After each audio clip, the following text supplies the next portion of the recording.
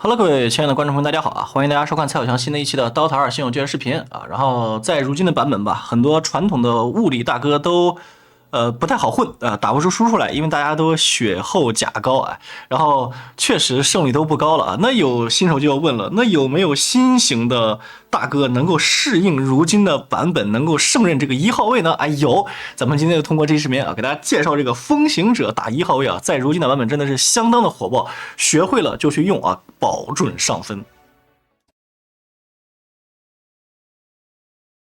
好的，来咱们看一下风行者。风行者是一个高贵的全才英雄啊，非常高贵啊。然后成长2.0、1.4、2.4啊，这个成长很一般，因为就那问题嘛，你全才成长高了，这个攻击力就爆炸了，对吧？初始50点的攻击力很低了啊，然后3点的护甲，290的移速都是很一般的啊。但是没有关系，风行它其实是一个吃技能的这么一个英雄。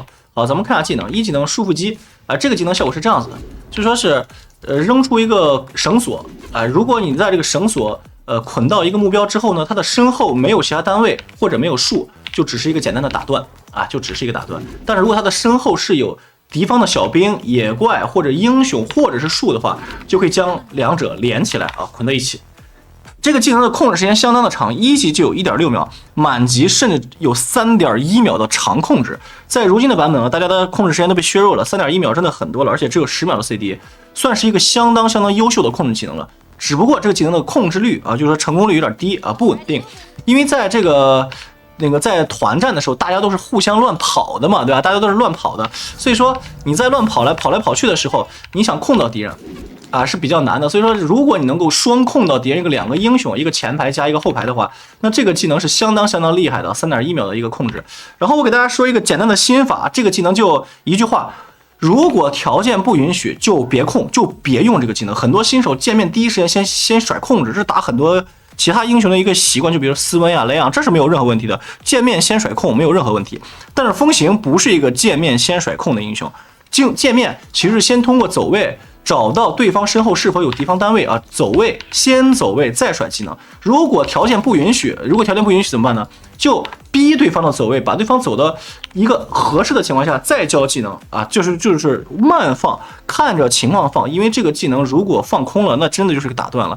但是如果你把它握在手里头，第一会影响敌方走位的，对方知道风行没有交控的，他就不敢乱跑，他不敢乱跑了，就其实就是走位会出现受迫性的失误，就会给你更多的一个输出空间，哎，对不对？当条件真的允许了，他走到树边了再控，这样子这个控制才是对的。所以说宁可不放也别乱放，握的手里头，等对方出现失误了，条件允许了再放啊。好，二技能强力击，这是这个版本非常厉害的一个技能。首先这个技能的伤害相当的高，满级续满有470的这么一个单体伤害。470的这么一个首要伤害，这简直太离谱了，对不对？非常厉害。第二呢，这个技能跟默克的那个技能是相反的。大家还记得默克的那个一技能，就是那个画笔，它是穿越的单位越多，后续的这个单位受到的伤害就越高，对吧？但是这个是相反的，穿越的单位越多，后续的伤害越低。就比如咱们设这个小傀儡，首要目标352的这么一个伤害。好，然后咱们看，如果同时设了3个单位，咱们来看一下。啊，这个时候呢，254啊，也就是说是它的伤害降低了很多。射到的单位越多，那个在后排的这个单位受到的伤害就越小。首要目标上的受到的伤害是满伤害啊，就是这个470的伤害，并且它这个版本有一个强力的减速啊，35%的减速，但这个减速它不是恒定的，它是根据你这个蓄力的时间来定的。如果你是秒射，哎，就比如你看它这个降低的那个移速很低，从324啊变得347，就只是降了20点左右的移速。但是如果你是蓄满，它直接变成246了啊，这基本上就是跑不动了。所以说你只要蓄满之后，它对于它的这个移速的降低是相当的多的，最高能减缓35%的这么一个移速。这个技能相当的优秀。首先在对线的时候是一个非常出色的伤害技能。你见过1级就有170的这么一个高额的伤害的技能吗？对吧？还带减速，1级170蓄满之后20%的减速，持续4秒，就光这几个属性就已经完美了，对吧？这个技能，然后并且那个升满之后呢，是有470的首要目标伤害跟35%的减速，持续4秒。所以说这个有了这个技能之后，你1级在对线的时候抢远程兵、抢旗子兵、伤害敌人就是非常灵活的，对吧？你用这个技能能干很多事情，然后中期开始打钱啊，只不过到后期了，这个技能它可能就是没有那么理想，它是靠其他技能打输出的啊，这就是这么一个强力击的技能，很好用啊。好，3技能风步啊，就开启这个技能之后呢，你首先会获得一个移速提升，并且在这个持续时间内都是那个闪避啊，100%闪避，能提升60%的移速提升，100%闪避，然后持续6秒钟啊，然后 CD 12秒，这是风行非常核心的一个技能了。有了这个技能之后，你可以利用这个技能干嘛？迅速的贴到你要攻击的目标身边进行输出啊，相当于输出技能，对吧？然后呢，在团战的时候被敌人追击了，你可以靠这个技能什么迅速的逃出战场，哎，对吧？逃离战场。然后算是一个拖出技能，非常灵活啊，这机动性拉满的一个技能，且100%闪避啊，持续6秒钟，然后这个非常非常厉害。所以说打风行是如何击杀风行，一直都是让敌人非常头痛的这么一个问题啊。但是这个技能是能被驱散的，就是它是比如说第一批出一个风杖，然后这时候呢，我先开风步，第一批秒吹它，然后这个风步立刻就被驱散掉了。咱们再来看一下，我开，哎呀，烦人！再来一下啊！我先开这个，然后它吹它哈，然后你看被吹的瞬间，这个风行的这个 buff 就没了，因为你开启的时候是有个 buff 的嘛。然后只要被吹的瞬间，这个 buff 就立刻消失，所以说它是可以被驱散掉的。像什么神谕者呀、风杖啊，这种或者否决呀这种有驱散能力的道具打风行是非常重要的啊。所以说这个要注意这一点。如果你没有这些道具的话，风行真的是无敌的。然后开着 BKB 直接。就是 BKB 就是不失控，哎，对吧？然后魔抗增高，这个是100%闪避，直接突你脸，你确实没有什么好办法。好，大招集中火力，就像这样的，那个可以一边移动一边攻击，同时可以跟风步配合，一边移动一边攻击。攻速拉满，但是伤害会降低。那个满级能够提升500点的攻速啊，基本上就是说你配合一些基础装备，攻速就直接拉满了，就这么理解就行了。然后呢，只不过有30%的攻击力降低的这么一个惩罚，持续时间20秒，哎，持续时间20秒，也就是说你只要想秒对方的核心，给对方的核心脸上点个大招啊。满攻速 A 他20秒，是人都死了，对吧？并且它这个攻速快，它可以触发很多的道具嘛，就比如像雷锤、金箍棒，哎，这种通过攻击频率触发的道具太适合它了。无限雷锤、无限那个金箍棒的这么一个特效的攻击，是人都吃不起。只不过这个技能会被林肯所挡啊，就比如说这个林肯。然后呢，如果你他有林肯的单位上大招，直接被林肯挡，那怎么办呢？就是说先用一技能破林肯。再上大招就可以了啊，就是这么简单。然后在大招期间内，你是可以用 S 取消攻击的，就是对方，比如说有这个刃甲，你就不要傻乎乎的对方开着刃甲，然后那个你还大他，然后这时候停不下来怎么办？摁个 S 就停下来了，摁个 S 就停下来，就这么简单。好，看魔晶。魔晶是狂风之力，就说是你可以选中一个地点，然后往某一个方向吹风，吹风的时候，对方就会被吹走。然后如果这个时候敌人想逆风而行的话，会受到一个严重的移速影响。这个是一个非常优秀的逃生或者说是混乱战场的一个技能。就比如说我们打不过了，像小当家的大招一样，我们打不过了，要小当家开大掩护队友撤退。风行可以用这个狂风之力掩护队友撤退。我往这边吹，敌人是不是追不上我？哎，我就跑了，敌人追不上来嘛，哎对。第二个呢就是反方向吹风嘛，敌人逃跑，对吧？敌人打不过，他们想逃跑怎么办呢？我就反方向吹，这么吹，哎。对吧？他们是不是就跑不了了？然后我们就可以进行输出了啊！就是这么一个技能，那个根据情况来选择是不让对方逃跑，或者是让我方逃跑啊！这么一个很好用的控场型的一个技能，只不过就是持续时间稍微有点短，3.5秒啊。然后但是在团战先手的时候，从什么侧翼啊或者正面啊，把敌人一个反方向吹，对方3-4个人都走不动，相当于被定在原地了，其实也是非常厉害的一个技能。好，然后 A 杖属于核心型的一个道具了。有了 A 杖之后呢，那个首先你是可以在开启风步的时候持续隐身的，然后你的平 A 技能大招是吧都不会打断这个隐身，非常非常厉害，都不会被打断，对吧？所以说这个技能有了之后，风行无论是在优势期找人还是在劣势期找机会都非常厉害。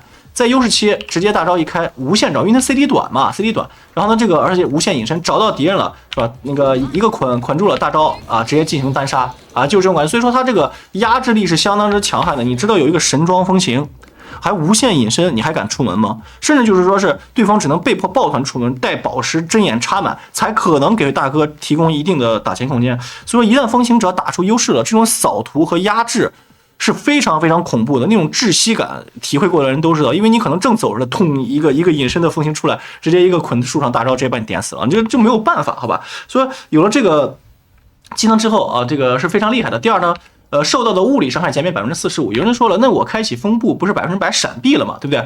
那跟这个物理减免45%又有什么关系呢？首先，这个闪避的只是来自那个他们的普通攻击啊，咱们插一个针眼啊，给大家看一下。好，插个针眼，这个时候呢，剑上就可以砍他了，对吧？好，这时候咱们再看刷新一下啊，就是我在隐身的时候，敌人砍我，是100% miss 的，但是呢有技能存在。就是你像剑圣的大招，它是什么物理伤害？哎，对啊，物理伤害。但是风行的风步其实是可以躲剑圣大招的。你看我开启之后，它就打我就不掉血了。为什么呢？因为剑圣的大招相当于什么？就是多次高速的物理平 A。再来看一下，我先开风步，他砍我，全是 miss 啊，相当于这个风步的这个技能完克剑圣大招。但是你像刚被收的刺。第一批的这个大招驱使恶灵，他们也是物理伤害，但是他们是技能型的物理伤害。技能型的物理伤害是不会被闪避的，也就是说是风行的这个风步100%闪避，或者说某些人出了蝴蝶30%多的闪避，这个闪避是不会闪避技能伤害的。咱看一下，好，这个时候你看是不是特别疼啊？这么多鬼魂都在打风行，非常疼。但是呢，如果风行在这段期间内开启了风步，鬼魂虽然说也在打他。但是呢，受到的伤害明显降低了很多，甚至可以说，风行能够在风行有了一定装备之后啊，带着 A 杖开着风行，直接强突 DP 的脸，顶着 DP 满级鬼魂，用自己的大招也能把 DP 点死。因为这个期间内 DP 是打不死风行的，在这个6秒钟时间内啊，所以说这个有了风步之后，开启就是 A 杖效果，开启风步之后能够减免45%的这个技能类型的物理伤害，是这么理解的啊。好，然后咱们讲完这些了，说一下这个技能加点跟这个出装啊，它的技能加点跟出装其实是比较固定的，好吧？好，一般来说，一级学这个强力机，无论是对线抢远程兵、抢旗子兵，还是打血量、持续平 A， 因为它有4秒的减速嘛，都是完美的啊，非常好用。2级的时候点风行，3级的时候点强力机。好，然后4级的时候看情况，我推荐各位点1级束缚机。然后就是在路人局中经常会出现。如果万一有机会击杀了，但是你们没有击杀掉，然后队友一看，哎，风行没有学束缚机，哎，这时候分锅就来了，队友就会点，哎，对吧？这个束缚机未学习，哎，行了，锅就是你的了。但是如果你学了，然后没有杀掉，那就是没办法，对吧？所以说为了避免冲突啊，一般来说4级学1级吧啊。好，然后5级学那个6级学大招，7级学这个强力机。好，之后呢，副风行。之后有大加大，最后再把束缚机点满啊！因为我毕竟是打输出的，对吧？这个开团新手控制啊什么的，找角度跟我没关系，我只需要突的我要杀的人脸上，用大招和我的装备强行把他突死就行了啊，很简单啊，就是主2副3有大加大，最后把1级能点满。好，10级那个束缚机冷却跟强力机减速，这个减速从35%变到50%，其实没有太多意义，因为我是大哥，我不是酱油，酱油点这个很厉害，但是大哥的话推荐点这个束缚机冷却啊，因为这个没有什么用处，我是靠风行强突敌人脸，靠大招把敌人点死的，这个减速对我来说意义不大。点这个束缚机冷却，然后那个8秒的 CD 3.1秒的控制啊，非常优秀，好吧？15级减风行冷却跟减强力机攻击降低，这个就是说是穿的人越多，后排受到的伤害会变高啊，就是这么一个意思，没有什么意义。点风行冷却，这才是核心的核心啊！点了以后9.5秒的冷却，6秒的这个持续时间，哇，相当的厉害了，这个是真的是相当厉害。好，然后这个20级集中火力攻击降低跟束缚机眩晕，从这个什么3.1秒变成3.85秒。和这个减12%的攻击降低，从30%降到18%，这一定是核心的技能。那个大哥风行就是靠大招打输出的，一定要点这个。好，25级风行不可驱散，就是变成了这个从能否驱散是变成不能驱散了，就像对方有很多个否决，就是要强杀你，那么你可以点这个。然后但是推荐点这个，就是点左侧，用集中火力击杀之后 ，CD 减少18秒啊，就从那个现在看是30秒，但其实如果你杀了个人之后，这个直接就是那个减了18秒的冷却，相当于什么？团战的时候无限大。就是你进场大招大一个人，他杀掉了以后，啪，直接 CD 就是从现有的这个冷却里面直接再扣掉18秒，相当于就直接那个没有 CD 了，然后再去杀第2个人，可以无限连杀啊，这个是相当可怕的一件事情。所以说，我推荐大家就是点左侧啊，这个无限连杀可太有诱惑力了，对吧？所以说这种左右左这么一个大哥的加点方式，应该是没有任何问题的啊。好，看一下装备啊。装备的话也是比较固定的，就是它前期的话，由于只有50点攻击力嘛，然后它又是全材，所以说出全属性没有什么问题。就比如说是这种这种属性拉满的啊，就没有什么问题，对吧？因为它只要有属性就有初始的攻击力。而风行它又不是像其他的英雄什么要出系带，补攻速，对吧？要出什么挂件什么补输出，它其实都不需要，它输出是靠雷锤这种触发性的道具打的，所以它只需要一点站稳线就行了。因此我推荐大家出个护耳，好吧？然后什么大魔棒呀，然后鞋子推荐出假腿啊，因为这个香味鞋对他来说提升不大。他又不缺这点移速，他移速是靠这个风行打的，对吧？然后这个像那个假腿，他加的这个属性还是蛮不错，那个加那个锁血属性加10嘛，他又是全才英雄啊，这个加的还是比较高的，好吧？然后就是说是放技能的时候切智力腿 ，A 人的时候什么切敏捷腿，配合这个大招嘟嘟打输出啊，还是很厉害的，对不对？核心装备不用多说，雷锤。就是一切往雷锤靠拢，甚至你草鞋能先把雷锤裸帅，都是 OK 的，好吧？就是出雷锤的时候呢，你像这个标枪，如果你有一个雷锤，有一个标枪的话，这个其实就已经可以杀人了，因为它30%的概率能够触发60点的额外伤害，在你6级的时候身上挂个标枪啊，你就可以配合这个你的大招去杀人了。所以说雷锤是一切的开始啊，就相当于迪法师的狂战斧，然后尽可能把它早出。有了雷锤之后，平 A 配合强力击收线打野的速度非常快。好，之后呢 BKB。接下来我要说一个非常重要的一个思想，风行不缺输出。风行有了 BKB 之后，有了大招，不是有了雷锤之后有了大招，是人都吃不起他这个伤害。风行缺的是持续输出的能力，持续输出来源于2个，一个是风部的物理闪避，一个是靠 BKB 的免控制。所以说很多新手他都想把风行打得很暴力，出很多输出装，完全没有必要。风行只要你能够站得住，大招一直对着对方点，什么大哥都能杀的给你看啊！所以说就是 BKB 加雷锤，我个人觉得是必须要出的2件道具啊。第3件 A 杖，好吧，就是有了雷锤加 BKB 之后，你就有了单杀能力了；有了 A 杖之后，你就有了扫图能力了，对不对？你就可以说是这三件套往身上一挂，你就可以满地图找人单杀了啊，非常爽，非常爽。团战的时候也很简单 ，BKB 一开直接强顶对方大哥脸，管你是谁呢，就是直接。大招往你脸上一套，把你杀了就行了。然后，平常运营的时候，你就开着那个风步，靠着 A 杖这个无限隐身，满地图找人，找到人就单杀啊，非常非常厉害。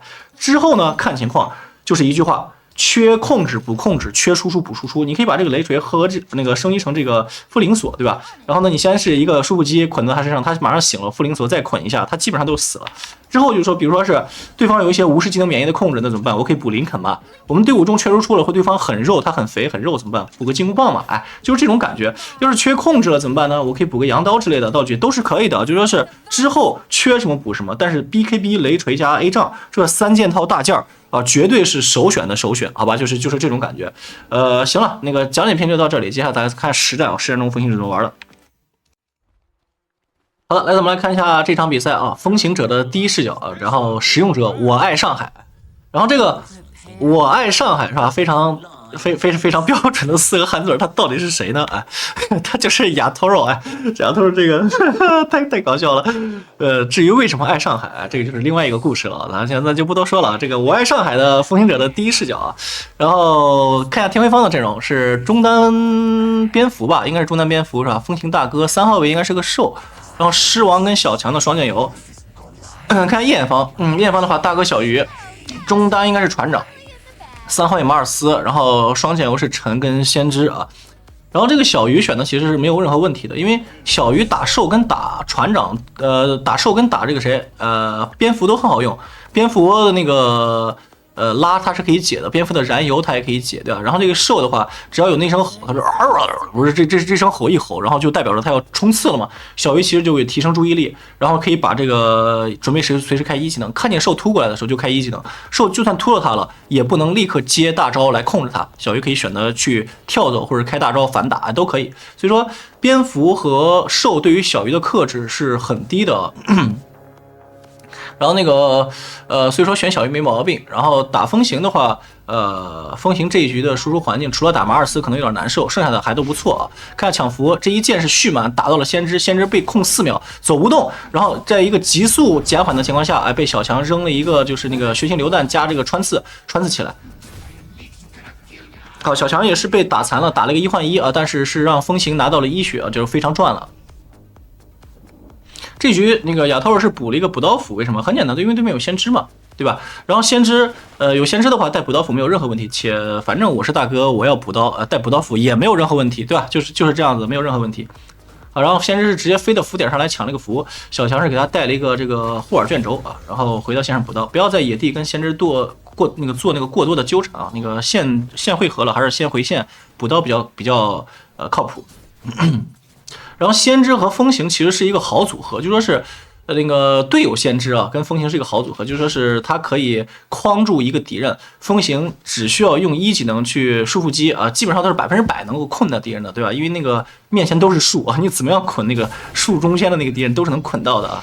好，你像他刚才就是在有远程兵的情况下，用一箭啊，又射到了远程兵，又射到了这个马尔斯来耗血量。第一，这个耗血确实很厉害；第二的话，就是说是这个抢远程兵跟骑士兵基本上是不会失误的。170的魔法伤害，在一级简直是太高了。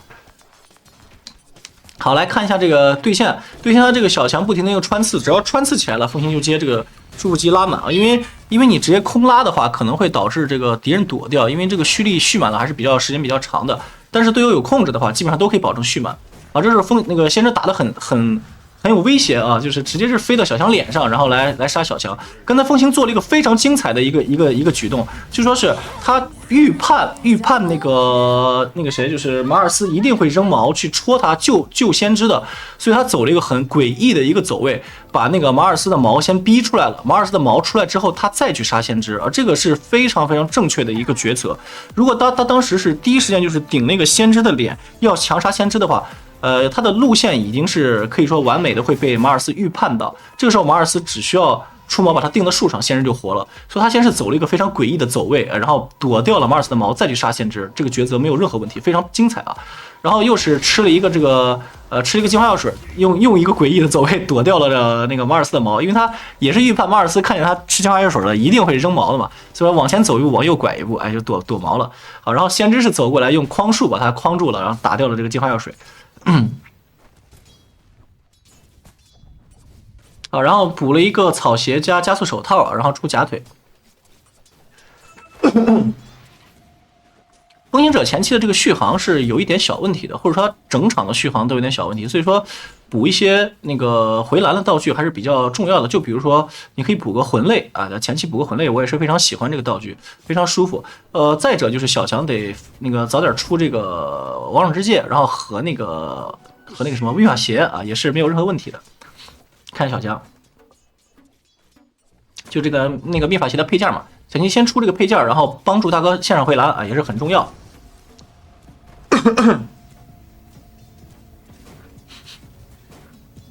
好，然后推线，小强踩到了莲花，然后莲花给这个风行啊，风行有补刀斧，根本不怕这个先知的束捆，然后拉这个属性装，对吧？都拉下去，吃莲花，再把它拉上来啊。这个技巧咱们也讲了很多遍了，对吧？就不用赘述了，就这样能够增加那个莲花的这个恢复量啊。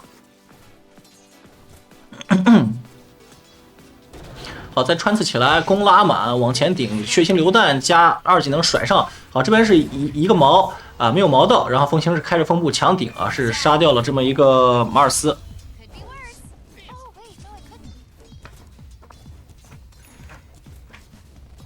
好，这时候杀掉马尔斯之后，那个对线基本上已经打出优势了。风行是那个不是先知是被迫的去支援其他路了，确实是不太好打，因为小强穿刺起马尔斯加风行的这一剑，能够看到，就算强如马尔斯啊，你也吃不起这个伤害。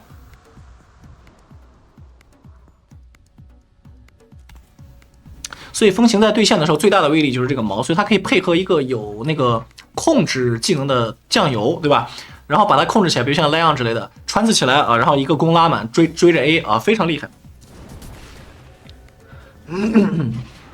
好，这边小强是藏在树林里面 TP， 马尔斯在走位躲小强的穿刺啊，但是只要被穿刺起来了，就会有一个满血的剑接一个血腥榴弹啊，这马尔斯不会，满血又被强杀了吧？好，然后追不上了再开风步，大家注意啊，一定要追不上了再开风步。很多新手他这个施法的小细节或者说习惯不太好，总是喜欢一见面就开风步，这个是不对的啊。就是你基本上是能打到了开风步干嘛，打不到了再开嘛。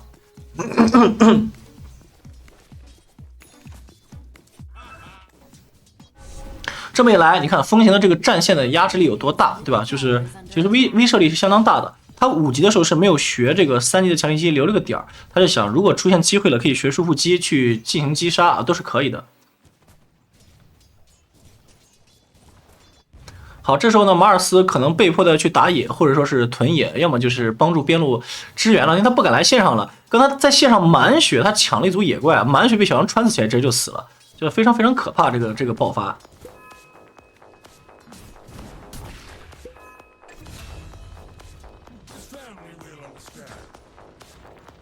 好的，来到线上，然后马尔斯现在是只能用技能来收兵了，不敢就是过多的补刀了，因为或者说是小强露头了，小强在边路露头了，他敢过来补一下刀。小强要是不露头的话，他其实是非常恐惧的，因为小强只要猫的树林里面去搞他一下，他可能就死了哈。然后你看，就是技能收远程兵，对吧？然后用一个强力机收远程兵，远程兵是100%会被收下来的。好，学3级的这个3级的强力机，并且到6了，身上挂着标枪了，这就有强杀的一个可能性了。就只要对方马尔斯的走位过于深入，他完全可以带着标枪，带着大招，直接把马尔斯强杀了。然后看一下马尔斯敢不敢来收这个兵线好的这波兵，因为这波兵线是十分靠近天辉的。然后他现在风行可以考虑就是骗马尔斯一个毛，只要马尔斯敢把那个毛交了，他就可以开着大招加风步直接强杀他，已经开始反补控线了。然后马尔斯感觉到了，应该是感觉到了什么，还想补刀，哇，马尔斯你真勇啊！但马尔斯一看风行不见了，还不跑，要死了。好，先一剑减速，好大招直接带着标枪，所谓扭掉牛逼，哎，这行就是我说的，只要有标枪在6级带大招啊，基本上是很难躲掉风行的单杀的。他对着大哥点20秒，是人都得死，但是注意一点，就是要扭毛。所以说你看他开启风步之后一直在左右拐，就是为了躲掉那个毛。马尔斯那个毛的判定的距离其实挺窄的，确实比较好躲。好，然后拿了一个小猪肝，为什么拿猪肝呢？就是因为它是全才英雄，全才英雄猪肝加全属性啊，对于攻击力的提升来说比较大。好，这边是感觉是船长来到了这边，先知也来了。好像想起，哎，这个好，这一件那个束缚机是破了一个，这件强力机是破了一个树。继续追着 A， 哇，这时候摇头已经变态杀戮了。啊，这时候想射一箭，但是呢，就是刚才说的，他这一箭其实比较容易躲掉，最好是配合有控制的队友，然后来进行击杀。船长是赶了过来，想配合队友是杀小强，但是船这个水竟然水空了，我的天！啊，但是不影响后续的这个击杀啊。好，风行通过这个传送门传送到上路，想杀小鱼，不知道小鱼是不是由于队友爆点，他那个大招交过了，但是这一箭没有射到小鱼，那就算了，回去吧。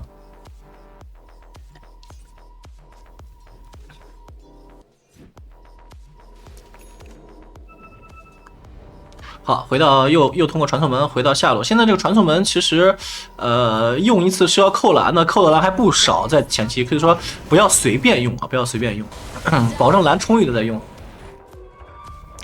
但是其实你看这局的这个比分12比8，风行一个人杀了7个，这7个都来自于劣势路，对吧？也就是说是风行这路优势，但是中路和就天辉的中路跟天辉的劣势路看起来并不怎么优势，因为。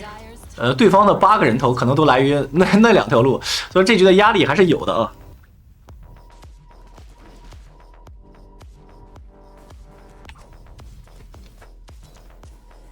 好，自己拉野，自己控线。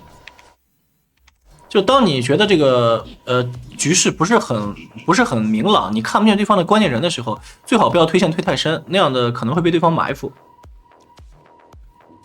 很细啊，就是连这个猪肝都要拉，你看他这个猪肝的也都拉下去，然后护腕也拉下去，那个吃莲花，然后吃完了以后，在这个时间正好啊，非常的细啊。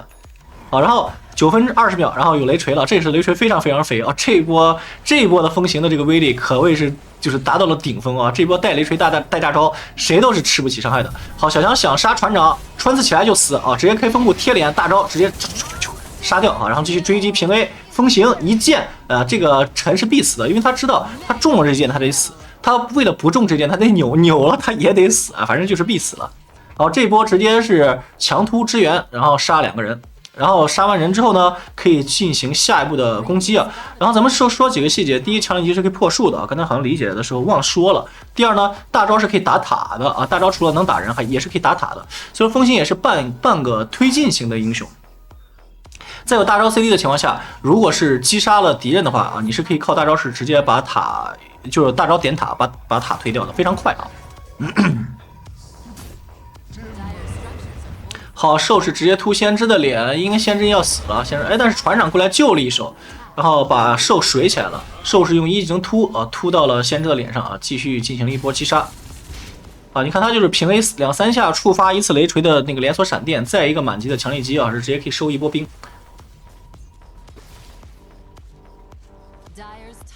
好，下一件 BKB，有了 BKB 了，就是打船长呀，打什么马尔斯啊，都是很好打的。因为马尔斯开个竞技场你出不去，还是很恶心的。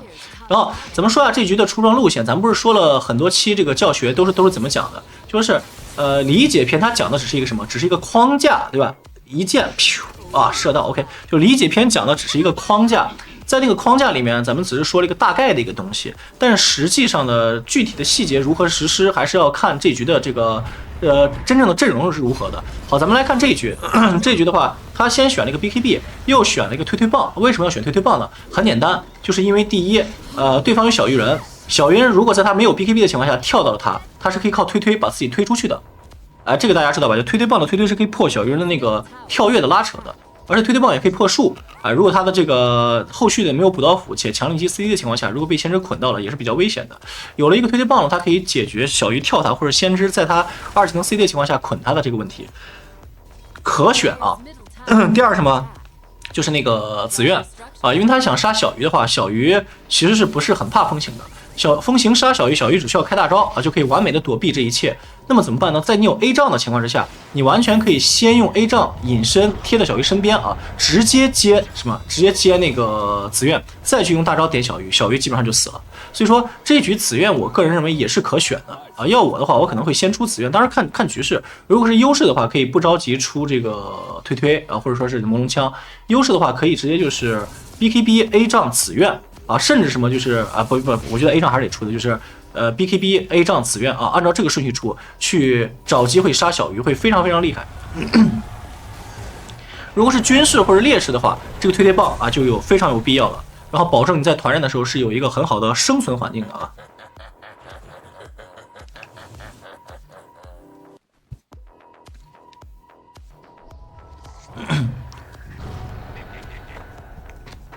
好，其实在这段时间风行的这个就是生存慢慢的有一点小危险了，是什么？就是马尔斯。虽然说马尔斯一直在死就是过得很惨，但是一旦马尔斯有了跳刀了，风行其实是有危险的。因为风行第一，他那个大招他是不能，他的风行的平 A 是不能穿透马尔斯的竞技场的嘛，就是在外围不能打里面，里面也不能打外面。然后那个，并且呢，如果是被马尔斯大招控到了，就是跳毛大什么的，然后在里面他没有 BKB， 他也是出不来的，对吧？你又风步又不能跑出来，所以说这几波，你看他打的比较谨慎，他没有主动出击，主动出击就打了1-2波，然后就开始进行什么，就是发育了，他想把 BKB 打出来，不然的话他害怕。你看就这一波，就咱们说的，为什么就是说刚开始那么有优势，他怎么不进攻了？其实就是这个道理，他在马尔斯有跳刀了的情况之下。马尔斯主动找风行强杀风行是没有办法的，因此他要保证自己是一个打不死的 carry， 那么必须要保证自己是有 BKB 的。因为马尔斯他什么都可以不出，裸个跳刀就针对风行打就完事儿了。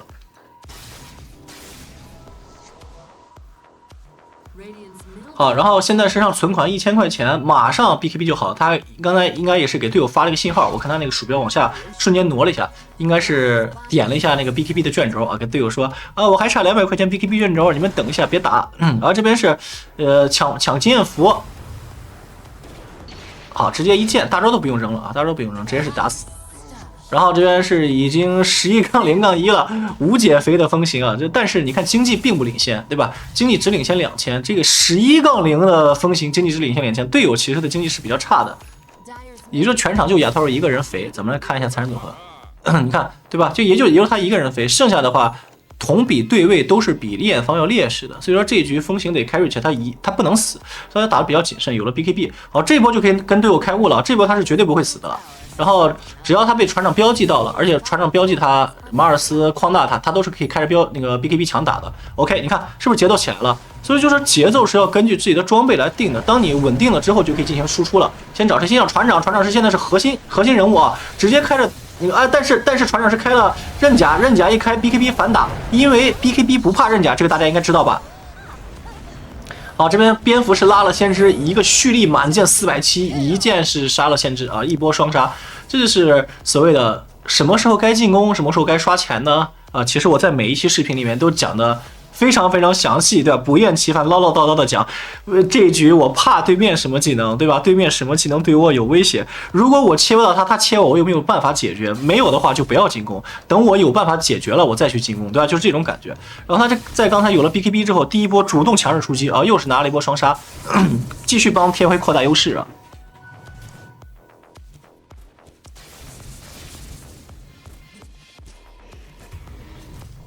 好，下一件走猛龙枪，猛龙枪能够有效的增加他这个射程啊，这可能是他个人喜欢的。然后也没有什么问题啊，也没有什么大问题，因为毕竟是高贵的全才啊，你出什么都 OK， 对吧？全才就是牛逼，出什么都行，而出分身符是吧？出冰眼，哎，我爱出啥出啥，出啥都行。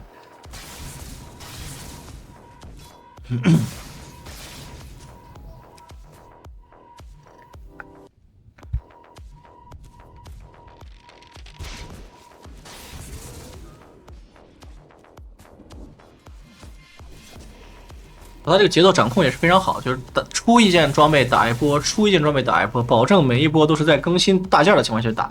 啊，这边是看见人了，且狮王跟蝙蝠都在旁边，且蝙蝠的大招应该快 CD 好了吧？我看蝙蝠的，果然啊，应该就差1秒，所以他才有一种想进攻的冲动。应该是蝙蝠跟他交流了，就是说是我大招马上好了，刚才看的时候还没好，切过去的瞬间蝙蝠好了。好，这边带雾，抓马尔斯吗？啊，马尔斯露头了，然后沉掉线了，咱们稍微快进一下。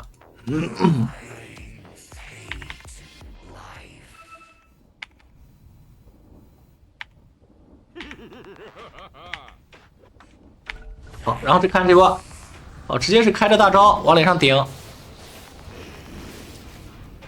啊，这个虽然说马尔斯有盾啊，但是他打的主要的输出其实还是雷锤的这个魔法伤害，对吧？挡不了多少。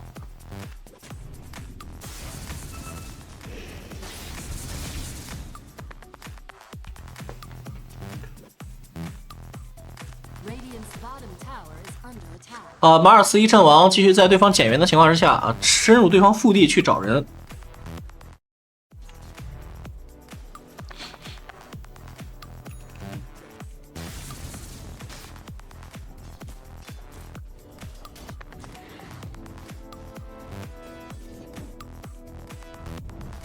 其实他打的真的很稳啊，这个亚托真的打的很稳。要是我的话，我第2件就出那个，就是第3件就雷锤 BKB， 我就出 A 杖了。有了 A 杖就可以扫图杀人了。但是在这种就相当于职业桌的顶分局，你想随随便便的通过扫图单抓人，其实有点困难，对吧？所以他出了猛龙枪。但是我给大家说一下，在低端局、新手局，对吧？你们打的时候，如果像这局这么优势，你出个 A 杖，游戏就结束了。你无限单杀，对方拿你没办法的啊！这个一定要分情况啊！啊，这边船长是直接给自己脚下套个大招，为什么呢？因为大招能减伤。陈也是开了上帝之手，自己也开了刃甲，但是风行开了 BKB 啊 ，BKB 打刃甲是无视的。好，这边是直接是束缚机把先知捆在树上，再一个抢力机。啊，今天嗓子有点哑。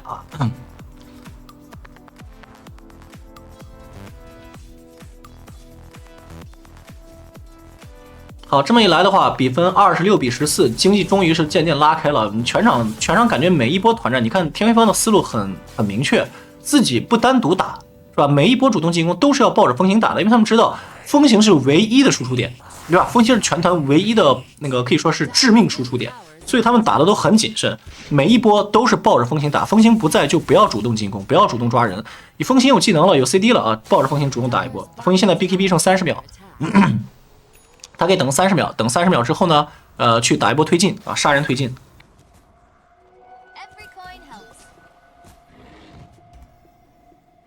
好，这时候 BKB 20秒了，可以叫队友过来汇合一下了，然后找机会去进行一波击杀。只要杀到人就可以推塔了。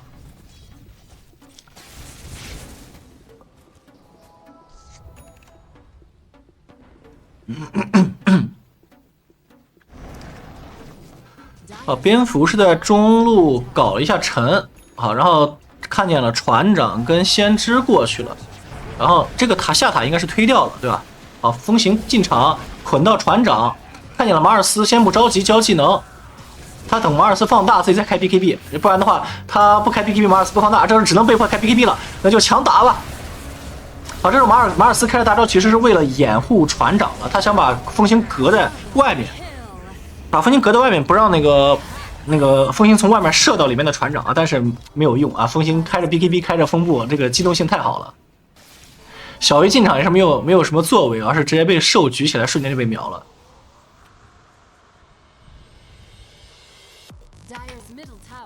好，打了这么久了，第一次回家啊，这个风行真的是这个状态非常非常差劲了，第一次回家补一个状态，开着风步往回跑，也速度也是非常快。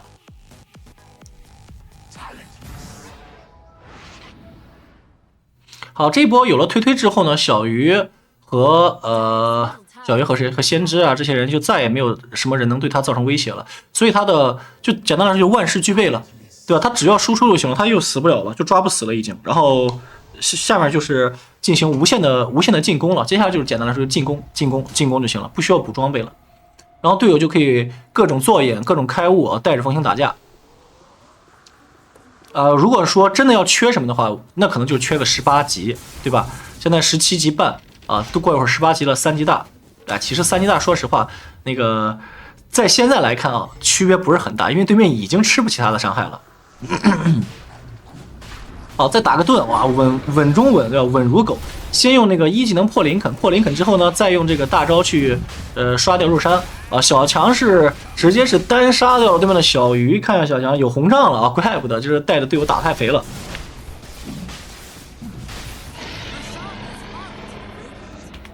好，带着盾21分钟带盾，直接找架打了，开始无限打架。下一波的是出 A 杖。A 杖完了走紫苑啊，紫苑就刚才说的，他可以去单抓这个小鱼，或者说是马尔斯看他有大美，马尔斯有 BKB 啊，不是没有大，就是有 BKB， 有 BKB 的话还好，小鱼的话他肯定不会在短时间出 BKB 了，有了紫苑就把小鱼关了。3大最重要的是个 CD 啊，从50秒变到30秒，可以一直用，对吧？杀个人推个塔，杀个人推个塔，节奏特别的好。啊，然后这时候对面也知道啊，这个风行惹不起啊，只能看着风行硬推了。然后队友就跟着风行推就行了。好，推那个拔完中塔，再往拔完下路2塔，再往中转。整个夜方就只剩下2座外塔，难道要直接上高吗？这已经是不给机会了，因为他知道这段时间是他的绝对强势期啊。那个上高把对方逼回来，他其实并不一定非得上高，感觉就给一个上高的行为啊，把对方逼回来嘛。你要回来了，我就去推其他路嘛 ，OK 的。然后如果是不回来，那我就硬推嘛。看一下小强好像是找到了这个小鱼找到了小强啊，是反杀了小强，但是这么一来暴露了，就是说他们有好几个人都在外围，并不能第一时间回线，开了个塔防。这时候呢，对方的人都回来了，把塔防逼出来了，感觉也已经可以了。好，再刷一波远古野，这个时候就18级，18级的话，下一波的话，等小强复活，还可以进行下一波进攻。然后这个逼回来是很有意义的，本来你不逼他们，他们会在外面刷钱的，你们懂吧？这个是给新手说的一个很重要的大局观，就是如果你不上这个高，不逼他们的话，小鱼人会咱们一直刷钱，反正你推中塔嘛，对吧？我回不回来你都推中塔，但是一逼把小鱼人也得硬逼回来，打断了所有夜方的人打钱的计划。好，这边我是有推的啊，推要不要推吧，不推吗？哇，这么省，他是害怕小鱼有引刀在旁边蹲他一推，但是我有 BKB 嘛，哇，不是他这个技能省的也。就太稳健了，我只能说太稳健了。第一时间硬生生没有反应过来，为什么他会那么省劲？好，开着 BKB 往后拉扯一波，因为蝙蝠跟狮王直接被秒了，只能被迫的撤退了。刚才我感觉他如果是因为有盾，他推棒推上去，又有 BKB 对吧？他只要推一下就行了嘛，然后强杀把那个先知点死，然后就算对方开大招把留他开着 BKB 退出来不就行了吗？没明白有没有高阶的水友能够解读一下刚才为什么亚托那么谨慎，没有用推棒去杀那个先知？好，这波打完了，再买一个极限那个精气法球啊，这什么这 A 杖就好了。有了 A 杖了，他回家补一波状态可以扫图了。接下来扫图单杀人，杀完人上高。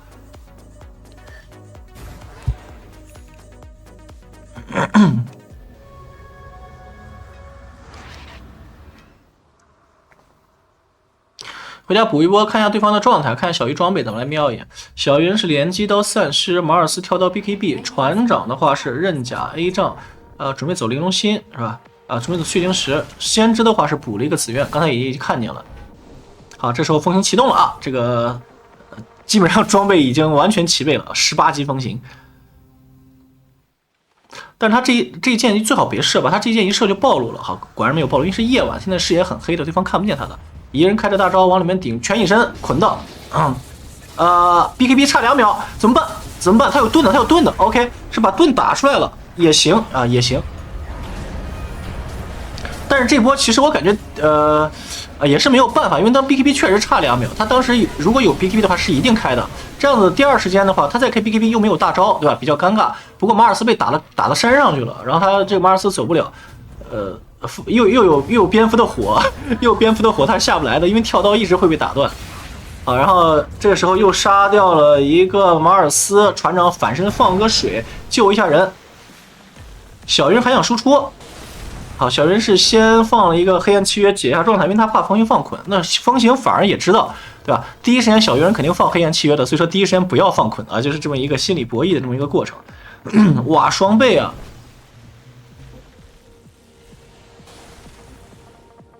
好，他在等人，在找人。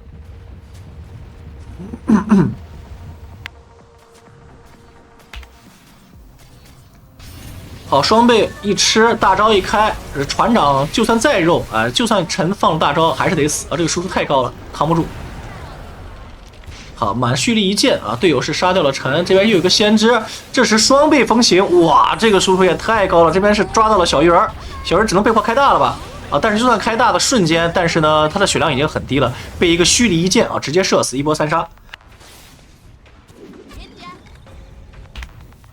好，他的走位走到屁股后面，想打背，想打背，因为正面是有盾的。好，这一波是强势双倍风行，一波带队，直接团灭对面啊，是可以考虑上高了。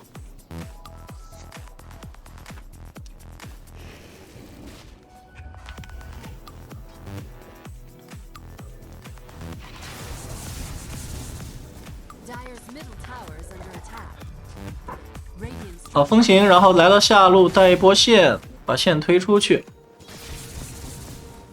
他们不会还想等下个盾吧？要等下个盾真的是稳如狗啊！这顶分局，你看亚托打个游戏都这么稳，对吧？新手就不要浪了。你看人家亚托都打得如此之稳健，稳如老狗。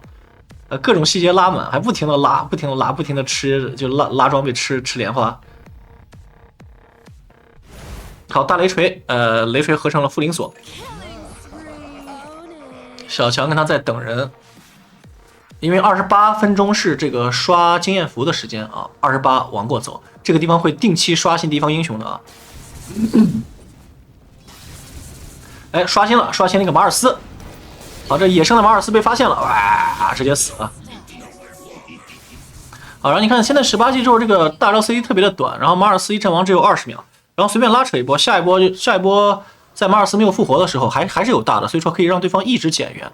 因此，在这种风行的压迫力之下，对方只能被迫往后撤退。这个蝙蝠不讲道理了，直接开着 BKB 就踢了西瓦，直接吐到船长脸上了。船长被拉下来啊，但是船那个标记刚才是标记自己的，还好啊，标记自己的。看一下这波他要不要用大招直接点那个用大招点建筑啊，直接用大招点建筑了，非常稳健啊，没有点远程兵营，先是把没有点近程兵，先是把远程兵营点了，哇，这也太稳了吧！就是看这局亚透这个大哥风行，因为他知道自己是唯一核心，绝对不能死，打的稳如狗啊，跟打比赛一样，我天哪，真的好离谱啊！他下一件走紫苑，紫苑就是为了防止小鱼人那个起来嘛。有了紫苑之后，小鱼人再怎么打，他都是没有什么生还余地的，除非小鱼人出 BKB， 小鱼人是补了 A 杖，但是这就没办法了。好，大招是锁定先知。好，先杀掉一个先知 ，BKB 还没有开，还有附灵锁可以用。他在等马尔斯开大招，马尔斯大招开了啊，可以王进场顶了。小鱼人也在里面，看怎么打，捆到了小鱼人。但是现在没有大招，输出略有乏力感，略微乏力啊。还有5秒钟有大招，得拉扯一波。队友死了3个了。对面的人都在，但是他有大招，先是平 A 点死了马尔斯，直接是开的风行风步啊，然后用风行步是隐身加 TP， 然后逃了回去啊，非常冷静啊，面对一堆人是吧？强杀马尔斯，然后逃回去，非常潇洒。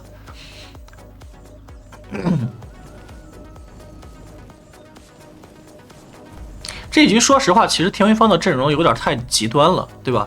就是3号位兽加中单蝙蝠打到后期了，容易隐形，隐形了你完全得靠风行一个人打。当然这个情况咱们打路人啊，不会太常见。你中单但凡选个黑鸟，选个毒龙，哎，是吧？那都是非常厉害的。就是打到后面的风行负责在团战的第一时间让对方减员啊，剩下的输出就直接减员一个大哥，然后像什么黑鸟毒龙啊，可以去打第2输出目标啊，这都是可以的。最好不要打这种纯单核风行，其实是有一定风险的。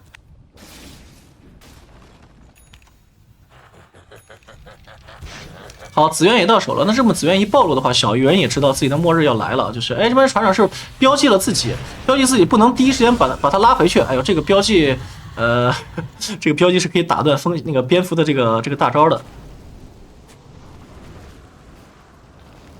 好，继续开着风步找人。这时候你们看地图上已经没人了。啊，就是说，当一个成型的风行，它其实这个战略意识很强大的，它能逼着对方的人都不敢露头，只有船长标记自己走出来砍一水刀，都已经靠这种情况在收线了。这就是所谓的成型风行之后的压迫力啊，是非常恐怖的。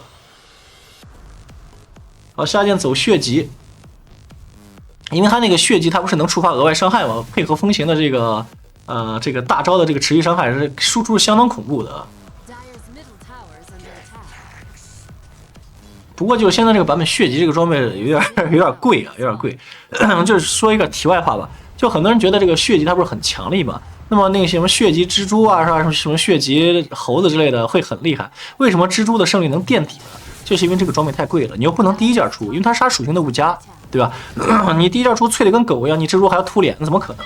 但是呢，如果你第2件、第3件出的话，你这个装备成型太慢，等你有血疾了，对方也有那种怎么说呢？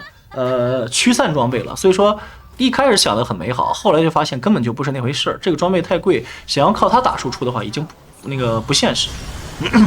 好，这边是隐身小强配合跳刀蝙蝠抓到了一个船长，船长阵亡，小鱼阵亡。这一波的话可以直捣黄龙了，又打到了一个马尔斯啊，对方的这个阵容瞬间被土崩瓦解，因为对方只能抱团走。这就是问题所在了，就是风行这个真正的战略意义，咱们已经讲了很多遍了。对方在被风行扫图抓人抓几波之后呢，要么是4个人蹲高地看船长标记自己出来收兵，要么怎么办呢？就是说是抱团走。可是抱团走，只要你正面打不过就出事了，正面打不过少一个人就会被无限减员啊，就是这波的经典情况。所以有一些情况就是说你看着风行厉害，但是他其实真正厉害的那种隐性原因，可能新手看不到。好，对方都阵亡，要不用个大招把这个他想的是应该是先点塔，然后留着大招去打架吧。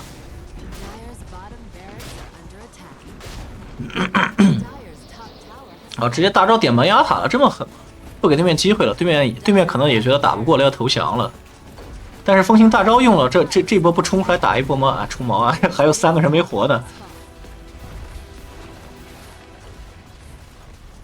好，这波打完，基本上对方也就是最后一波挣扎的命了，对吧？对方肯定是最后挣扎一波，不挣扎了，游戏就直接结束了。可以看出风行者这个英雄，他只要打出优势了，前期扫图加压制这种感觉啊，非常非常适合路人，输出爆炸高且成型很快，不需要大件装备的支持啊，不像什么迪法师猴子呀，3个大件才能有战斗力，他前期一个什么雷锤BKB 就可以到处杀人了啊，这个很厉害很厉害。